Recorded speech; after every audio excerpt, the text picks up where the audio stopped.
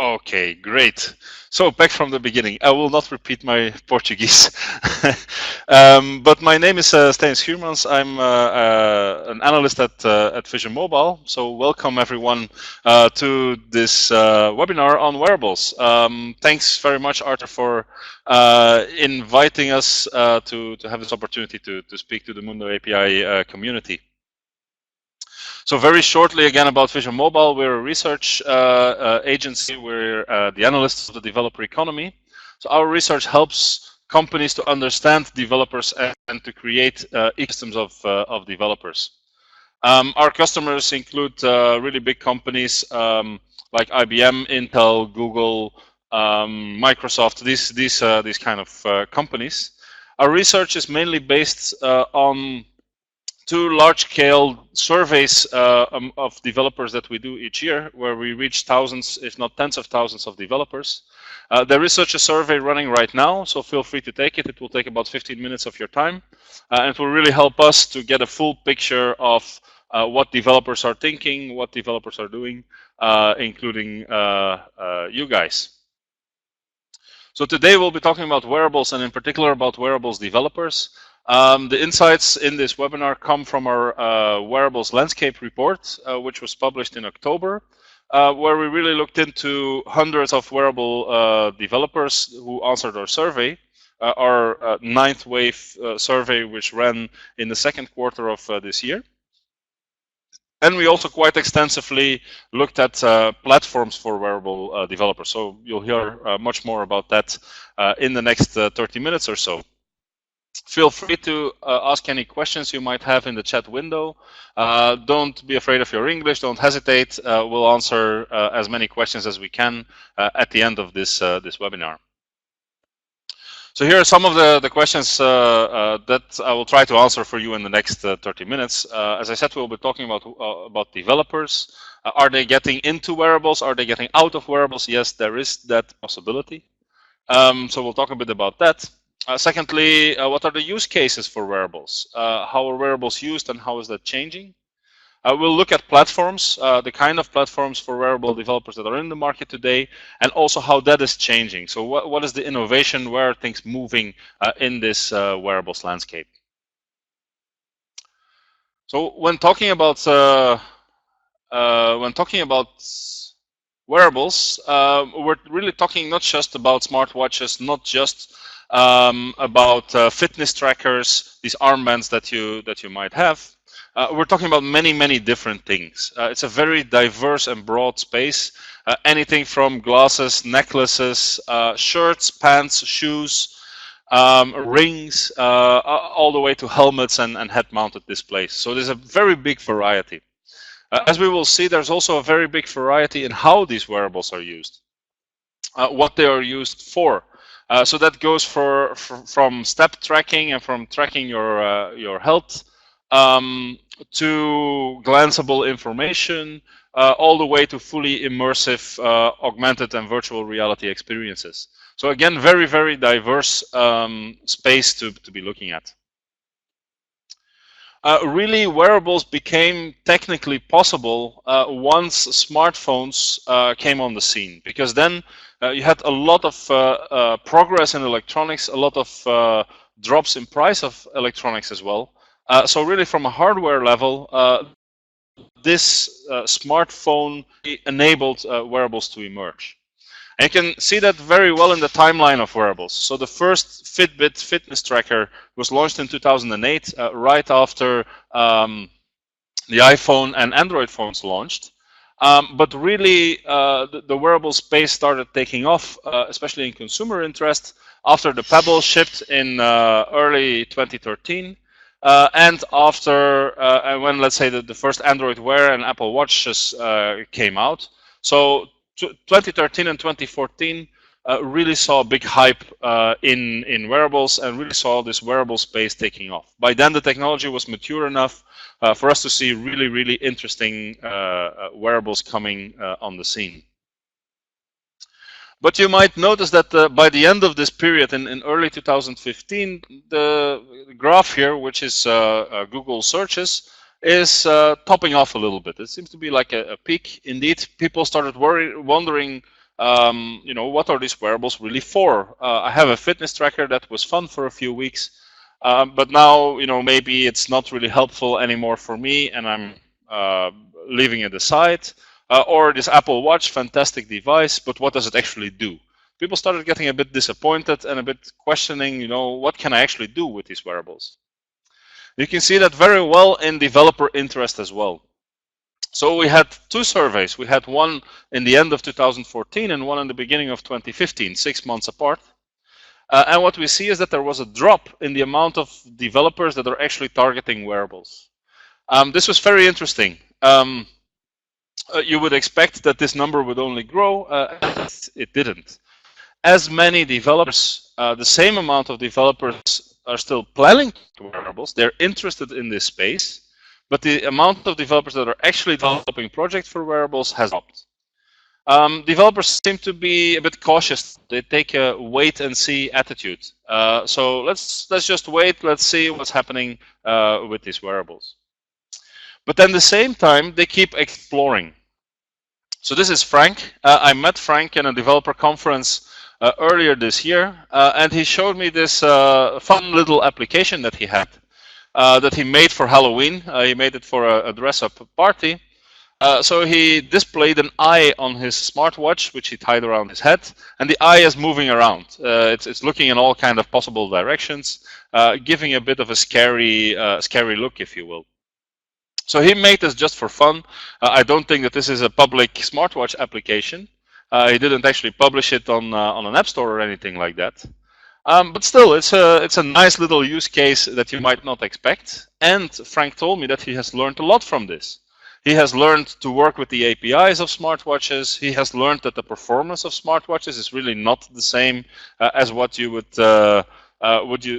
expect on a smartphone. The frame rate is not really the same, and so on. So Frank can use this experience. He can take that along. He's now officially a wearables developer, and he can use that experience later on to make more interesting use cases, more interesting applications for smartwatches or for wearables in general.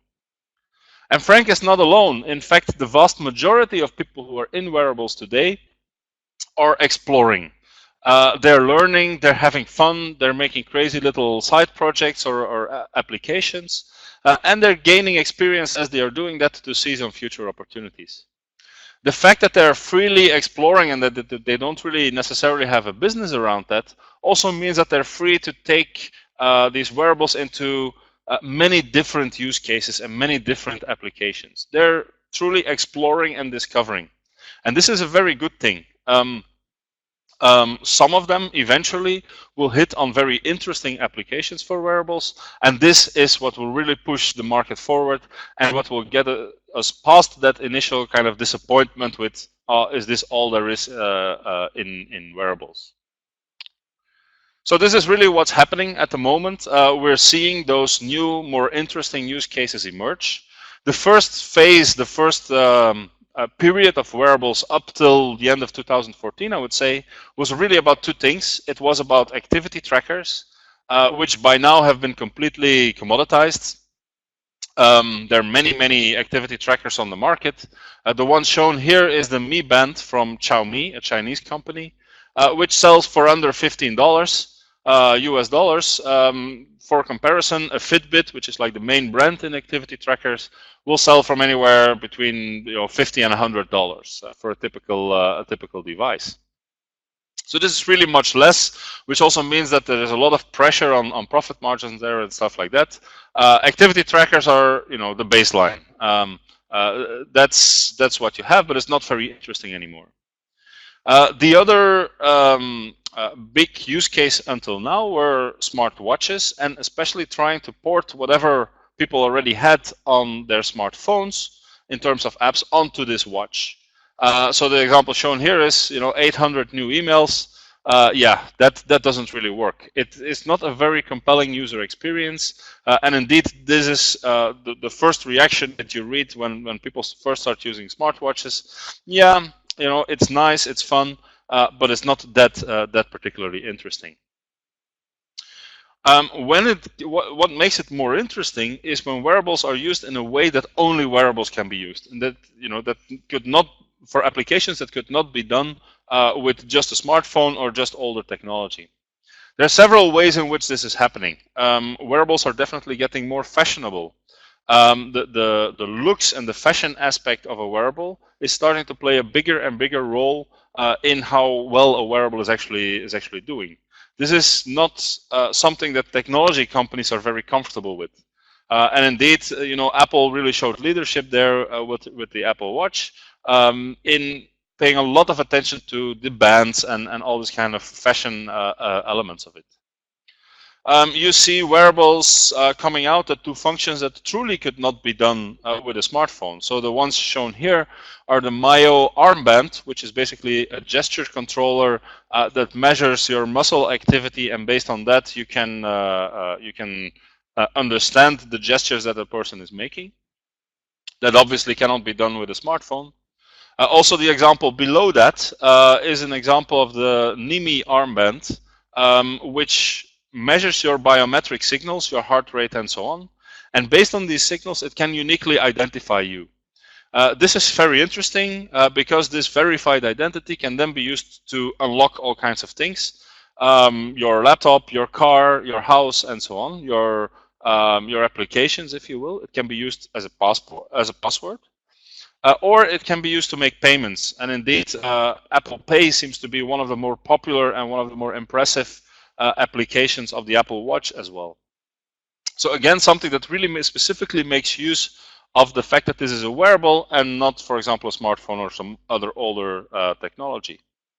But it doesn't have to be serious. The example on the bottom left here is drum pants, which pretty much does as advertised. So you hit your pants and you hear drum sounds. So wearables can be used for entertainment, can be used for many, many different, very diverse use cases.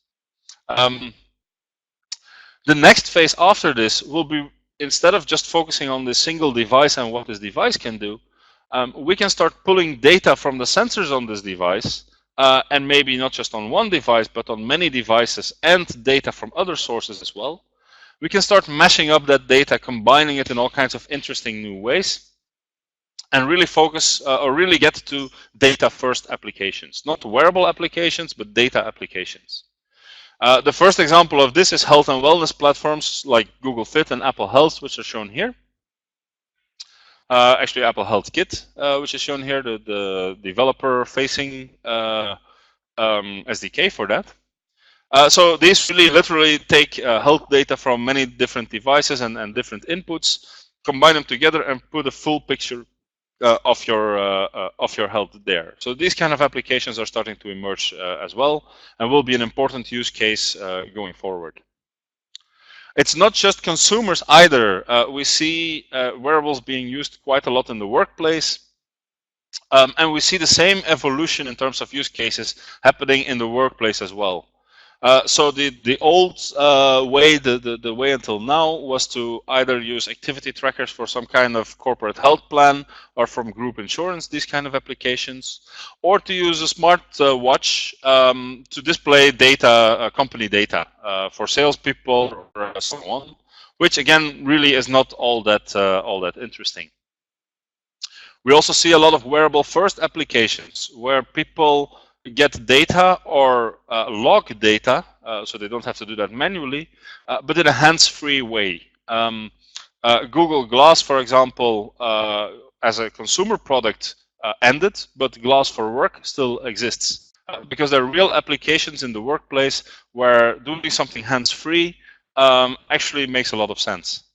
Wearables are also used for safety, for example, monitoring the health of workers in hazardous environments. Think about mines or oil platforms, or really pipelines that are very far away from anything else, and you really want to keep an eye on your worker that is out there in the field. So again, this is another, let's say, set of applications, wearable first, where wearables are really used in enterprise environments. And you see the emergence of these data first kind of apps. So for consumers, this means health and wellness. For enterprises, this means people analytics. The example shown here is Humanize. They have a badge which you can move around in your workplace. But this badge has a set of sensors, location sensors, voice sensors. So it knows not just where you are within the building, but it knows who you're talking to, who you're communicating with, how often you're communicating, what are your emotions when you're communicating, based on the way that you talk, and so on. This is then used to optimize the productivity of people there. So people analytics to really optimize how people move around in the workplace. A bit freaky, perhaps a bit uncanny, but a real application and an emerging one. So perhaps a bit early for it, but still these things are coming. So developers are not alone in this. They don't have to do all the work themselves. They have platforms that help them, and in fact, more and more platforms are emerging that can really help a wearable developer, either a device maker or an app developer, to move along much faster. When we looked at these platforms, we noticed that there are three types of platforms. At the bottom, you have technology platforms, pieces of hardware, sensors, chips, boards that can be used to quickly develop a wearable device. There are also software platforms there, mainly around algorithms, motion algorithms, and so on. So these platforms can really help a developer to make a product much faster. And when they can make products faster, it means they can try more ideas. It's cheaper. There's less risk when you actually fail. So many more ideas can be tried. Again, that's a good thing to eventually end to that idea or that set of ideas that really works in the marketplace. So that's important. The second level are device platforms that really turn a device from a single function device in a multi-purpose computing device. Just like phones were turned from single function telephones, mobile telephones, into really mobile computers, what we now call smartphones.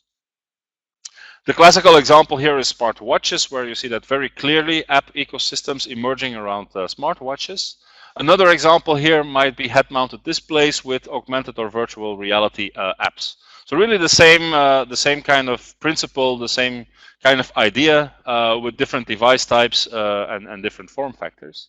But the idea is the same. Have the device, and developers can write apps for those devices. Also the ones that are already in the field, that are already bought by people and out there in the market. On the top, you have data platforms, and we've already talked about some. So we've talked about the health and wellness ones, Google Fit, Apple Health Kit, and so on. And we talked about the productivity platforms in the enterprise, Humanize as the example here. So it's also apps, but using data not just from a single device, but from many different devices and from other sources as well. So a health platform might also pull in data from the weather, just to name something, or from pollution data, something like that. The technology platform at the bottom is a pretty traditional market, so you will have lots of players there. They won't be very different from one another, which means that the competition will be mainly on features and price, and pretty much the biggest one will win. It's a pretty traditional market. The top two are markets that are very close from a business perspective to what we see in smartphones.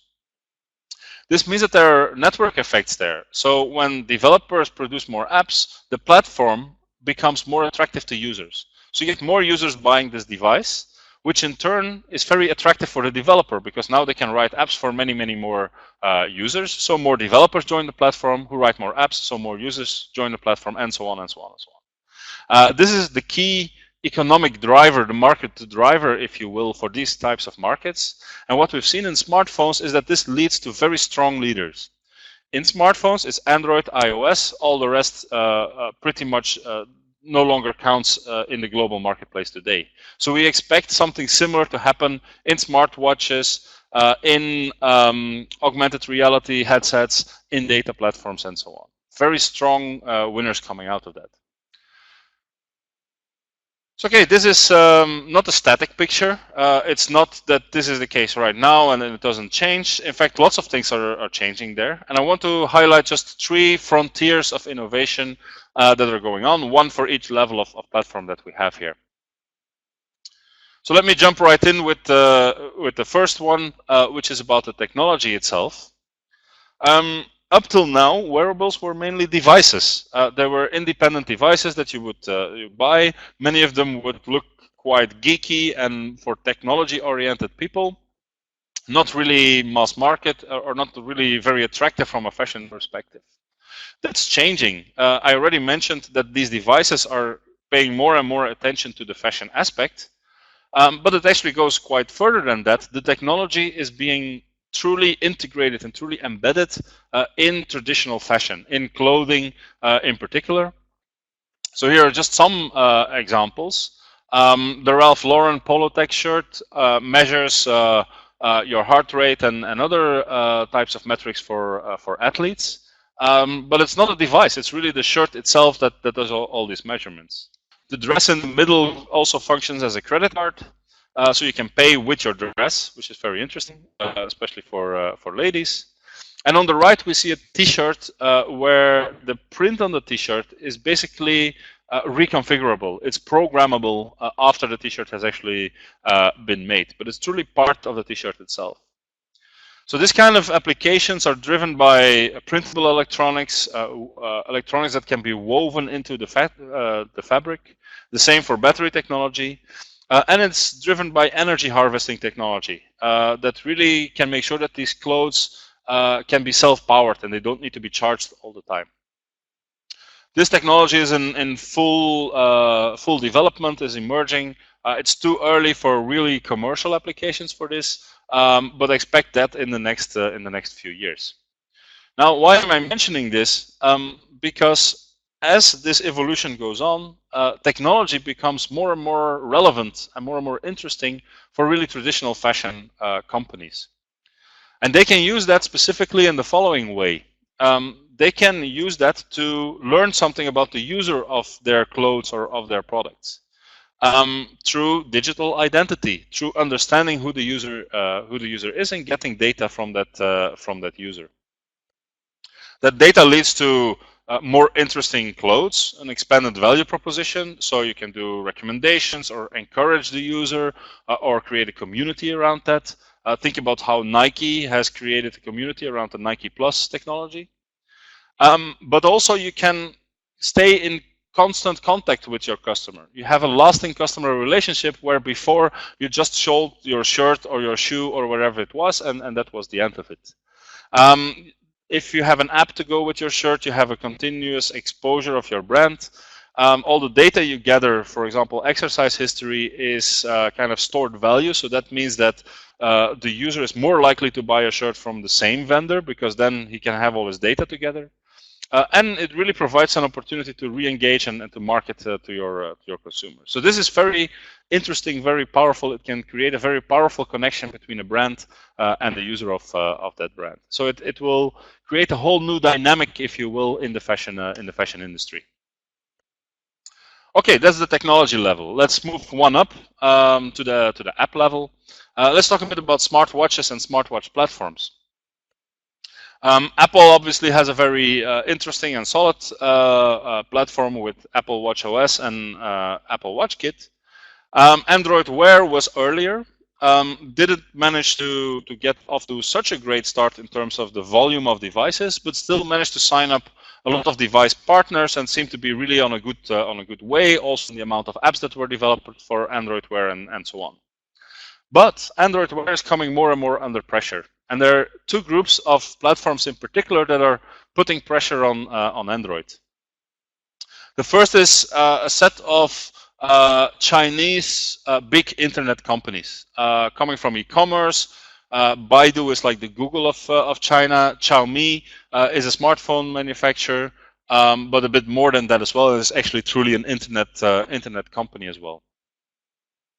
So these guys basically take Android, the open source Android project, and they make their own wearables platform out of that. For example, Tencent's platform is called TOS Plus. It's an Android derivative, just like Android Wear is an Android derivative.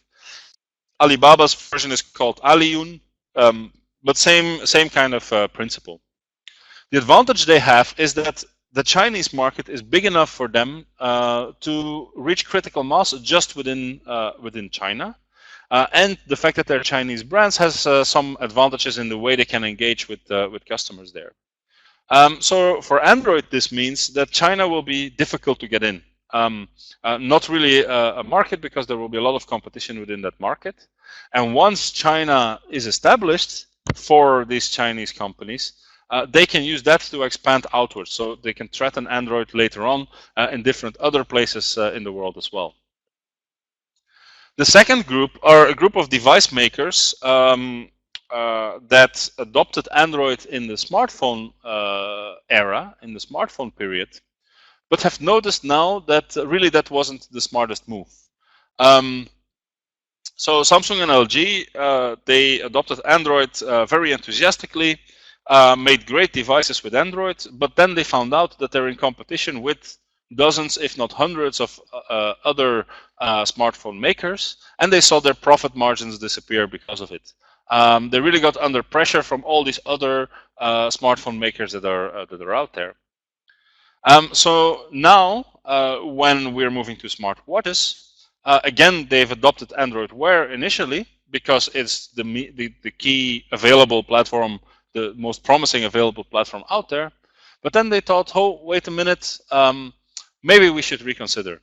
And in fact, they are reconsidering. They're reducing the amount of devices they have that have Android Wear, and they're putting their own platforms in place. For Samsung Gear is based on Tizen. For LG, the LG Wearables platform is based on WebOS. These are platforms that have been around for a while, that have good technology, haven't really gotten a chance to prove themselves in the marketplace, but still they can give them a good basis to start from producing their own platforms. And actually, now is probably the right time for them to do that, because network effects and the real leaders in this space have not yet been established. So now is the time for them to get into the game and to avoid what happened in smartphones.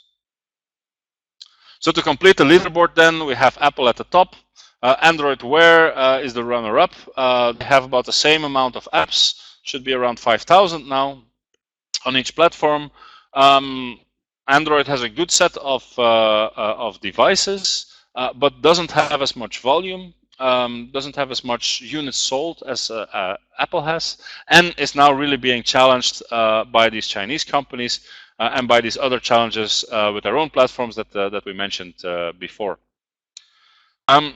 Older, big, well-known brands from the early smartwatch era, like Pebble and Garmin, which has like a niche, a well-established niche among athletes, they seem to be a bit in trouble. The amount of apps they have, the developer interest they have, is not as high as for Android Wear or for Apple, which is really going to be a problem going forward. And yeah, this will be a problem for them. They need to either really step up their game, or they're likely to lose out in the long term. And actually, that second outcome is more likely for them. Mozilla never managed, at least so far, to port its Firefox OS to smartwatches. Sony started off with its own platform, but now has reverted back to Android Wear, and is actually de-emphasizing the whole app idea in the watches that they produce now. So one more note on these Chinese guys, because they're really important. Not only do they have their own home market, which is big enough for them, which they can really use to build enough critical mass to take on the rest of the world, they also do no longer depend on the West for their own innovation. So it used to be that innovation would come from Silicon Valley or from the West in general, and then there would be a Chinese company who would basically do the same, but then in China. That's no longer the case. These guys can innovate on their own. I have the example here of Amazfit, which is backed by by Xiaomi, one of the 4 platforms shown there. So I don't know what you see when you look at this device. For me, this is a very interesting, well-designed device. Looks nothing like what was available in the West before. And you can be sure that functionality-wise, this is as good a fitness tracker as you will find in the market. So it's really nicely designed. Xiaomi did not need the West to show it this example. It could develop that and innovate that all by itself. When you look at developers, also there we see a shift, in particular in wearables, of developers towards Asia. So the amount of developers, wearable developers in Asia, is almost as big as the amount of developers in North America and Europe combined. So that's really a solid group of developers that can develop use cases specifically for Asian tastes, and that can really pull this market by themselves. So again, the West is no longer needed. So okay, the last level out of the tree, we had technology, we had this device platform, smartwatches. Now let's talk a bit about data apps. So first observation is that really these kind of data platforms and data apps are emerging, and they're getting early traction. It's very early for these. This is not well established just yet, but you really see these coming onto the scene. Here are just some examples. Apple Research Kit, built on Apple Health Kit, is a clinical research platform. You can do clinical medical investigations of large amounts of people to figure out better insights on diseases. It launched in March of this year. It has 100,000 signups so far. That might not seem much when compared to internet services, but I can assure you that for clinical researchers, this is huge. This is really, really big. You see also a very big variety of apps being built on top of this. So anything from autism to liver diseases, asthma, heart disease, skin afflictions, and so on and so on and so on, all built on top of this platform. Very diverse group. That's a very good sign for these kind of health platforms. We've mentioned Humanize. Humanize themselves claim that they already have dozens of customers. I was not able to verify that, but it seems promising, at least when listening to them. Also, they have a set of presentations online that really show that their system can provide very tangible benefits to companies that adopt it. So it seems, again, very, very promising area to go into. Again, it's early for them. There might be too many privacy issues or too many thoughts about that, but still very interesting to follow them. And my final example here is Oscar. That's a health insurance company from the US that really focuses on using technology to create better health insurance, including wearables. They had 40,000 signups in about 2 years. Not earth-shocking, but still good early traction. So we again see that there's interest in using data to come up with better insights to create some very interesting applications out of that. For developers, they should really pay attention. This graph shows basically the probability of getting a certain amount of revenue. It's a quite complex graph to understand, but what you need to understand is that the higher up the line is in the graph, the richer or the more revenues developers will be earning on average. So what we see is that apps really resemble quite closely apps on smartphones. Apps on wearables resemble apps on smartphones. And apps on smartphones is not a very lucrative business. You have many developers there who basically cannot make a living based on the apps that they're producing. We see the same kind of pattern in wearables. For those developers that actually make new devices, make new wearable devices, we see that they earn significantly more revenue, but take into account that they have a bill of materials, they have costs, they have overhead for distribution, and so on. So maybe their profitability is not quite as high as the revenue might indicate. The data guys, the developers that really focus on mashing up data from many different sources, earn the most of all. Their line is the highest up. Plus, they should have less overhead, less costs than the device makers. So that looks very good. This is early data. It doesn't tell the whole story. There is more to be seen what's behind the scenes here, but it looks very promising, very lucrative for developers to focus on data rather than to focus on apps or devices. Now, unfortunately, when we asked developers what they're actually developing for, we see that most of them really focus on the apps right now and not on the data, which would be the more lucrative opportunity. There is indeed a very big overlap between app developers for wearables and app developers for smartphones. We see that in the experience they have. We see that in the actual overlap, so we can see if developers are doing both smartphone and wearable apps. Many different indicators that go in that direction. Very close together, these two groups of developers. A third of wearable developers are focusing on new devices, smartwatches, for example. That shouldn't necessarily surprise. I mean, that's really something that wearables can do well. And only 1 in 5 focuses on the data part. That's not just the lowest of the three. It's also much lower than in other areas of the Internet of Things. So really, this is an opportunity. Not many wearable developers are actually into data, and yet it's the most lucrative opportunity. That's an opportunity for developers to look into, especially looking a bit further in the future. From a platform perspective, it also makes sense to have a data platform and not just a device platform.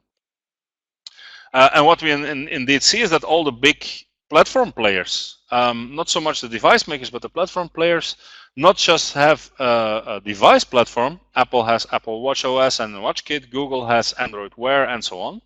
Samsung has Samsung Gear. They also have a data platform on top of that. Apple has Apple Health and a Health Kit and Research Kit. Google has Google Fit. Microsoft has Microsoft Health and so on.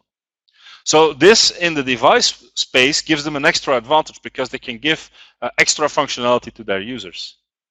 Now, we also see a set of platform players who have a data platform but no devices.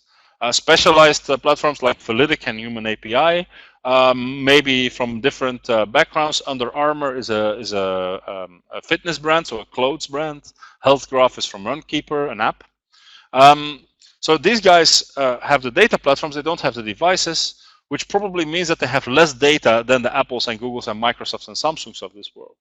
That can be a problem in the long term. Less data means less learning, means less interesting, means that they might lose out to Apple and Google and so on. So really this core set of platform players have kind of a double advantage both in the device space and in the data platform space as well. Should give you an idea of where this market is going in the future. So okay, let me wrap up here with some key takeaways, and I'll give you some tips for developers to end with. So the key takeaways for me are this. This hype we saw in 2013 and 2014 around wearables seems to be dying down, both from a user perspective and a developer perspective. And instead, developers start looking into more interesting use cases than that shrunken smartphone kind of use case, or than the early fitness trackers, which have been commoditized. They're experimenting in many different directions. With more fashionable devices, with authentication, with entertainment in the workplace, and so on. Brands, in particular, start to experiment with digital identity, as we indicated. So things are moving there. From hype and oh, let's get in this, to wait a minute, let's think a bit about what we're going to do, and let's make something more interesting than the obvious example. In the platform space, really the winners are emerging right now. It's now that this market is shaping, that these platforms are shaping. And we know that because a lot of these platform markets are driven by network effects. More users means more developers, means more apps, means more users, and round it goes. We will see very strong winners there. We will not see a lot of different companies who are kind of at the same level. We will see a few very strong platforms emerging out of that. That's happening right now. In smartwatch platforms specifically, Apple Watch OS is the leader. Android Wear is the runner-up. It's in the game, but it's really under pressure from a bunch of new challengers who are now trying to, get into that top spot, and they still have a shot at actually doing that. Data is a big opportunity. The third takeaway there.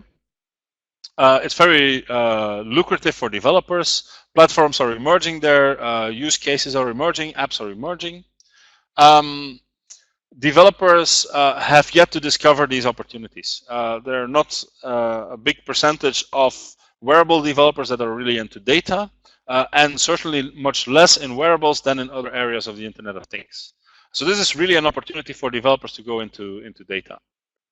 And finally, power is shifting from west to the east. So these these Eastern platforms, mainly the Chinese ones, they can innovate on their own now. They don't need the West to show them the example or to lead the way anymore. They have enough users and they have enough developers to really build a successful platform within China and then move on to the rest of the world. So this is really a trend that you should watch, pay attention to. I guess we will see much more of them in the future.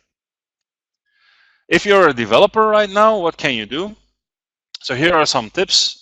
First of all, do stuff that only wearables can do. Don't try to copy what you have on a smartphone or on the cloud onto a wearable.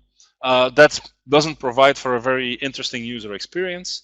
Whereas if you do something that only the wearable can do, you really have something unique on your hands.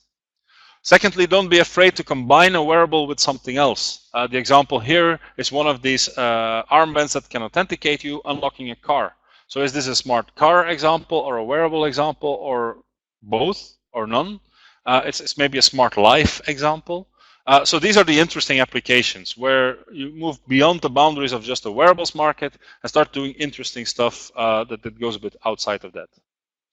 I've highlighted data very clearly as an opportunity for developers in terms of revenue. And I've also highlighted that enterprises are very interested in getting into wearables. In fact, that same graph of how much developers earn, we see that enterprise developers also earn significantly more than developers targeting consumers. So these are really very interesting opportunities for developers to go into, to think about when they think about going into the wearables market. So with this, I will stop the presentation here. If you have any questions, feel free to get in touch. Either ask them right now or contact me through Arthur later on. Let me give you my Twitter ID, so feel free to reach out on Twitter as well in the chat window. So yeah, feel free to ask me questions, to reach out. I'll be more than happy to start a conversation. Also, we still have our survey running. Again, just 15 minutes of your time will help us a lot, and we give a lot of back to the community as well, both in the terms of our research and in terms of prizes that you can win. So feel free to go and take the survey. Let me paste also the link to that one more time. I do see we have a question. How do you think algorithms are part of this development? Okay. So algorithms are interesting perhaps in several different ways. First of all, they're interesting in terms of the functionality of the wearable itself. And indeed, we see a set of companies being built around making algorithms available to wearable developers, device developers. Some examples are Rhythmio is one example. Koru is kind of in that space. Kiwi Wearables is in that space. There are about a dozen of them that we know about as really providing wearables, making them available to developers. So that makes it much easier to build quite advanced functionality into wearables. The more interesting and advanced your functionality is, the more interesting your wearable will be. That speaks by itself. The other place where algorithms will play a big role is, of course, in data. And in understanding data, in understanding the relationship between different sources of data, and so on. So there really algorithms and data science and machine learning will be key to providing a good functionality. I don't have a lot of visibility in that space. There are a lot of machine learning platforms coming on the market recently, including from the big players. So Google has one, Amazon has one, and so on. But data scientists are a rare breed. There are not enough data scientists for all the possible different applications or jobs that people actually have. So again, this might be an opportunity to really get into algorithms and to do some fun and interesting stuff.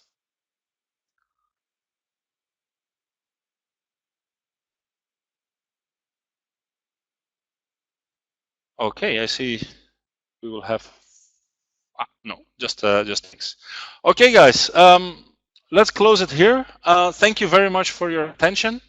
Again, feel free to reach out on Twitter or via Arthur with more questions. I'd be more than happy to answer them. Yeah, thank you very much for your attention.